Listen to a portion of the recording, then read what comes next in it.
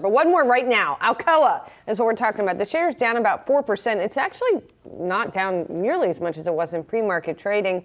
But Alcoa reporting worse than estimated results in the quarter here.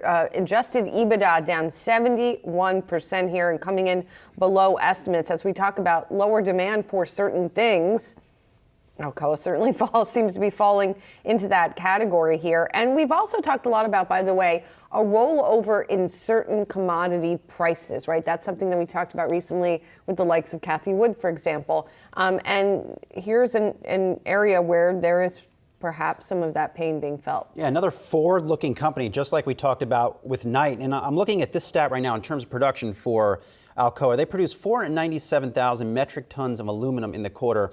That was relatively flat versus what they produced in the second quarter. So to me, that is really indicative of a global economy slowing down. And you have to wonder, well, does it accelerate into the fourth quarter or does it slow further? And we're sitting here 3 months from now and Alcoa's output or production is now declining. You would have to think it's going to decline. Yeah, you're looking at an operation right now for them that even the leadership has had to acknowledge is somewhat unstable right now. They mentioned within this release, as we move forward, we're focused on some of the items in our direct control, including boosting operational stability, advancing some of their technologies, and then having some of their more sustainable product offerings so that they can benefit from the positive long-term fundamentals for the aluminum industry. But at least in this most recent quarter, what they did see was lower prices. They saw higher costs for energy and raw materials, and they were still trying to maintain a strong balance sheet throughout all of that too.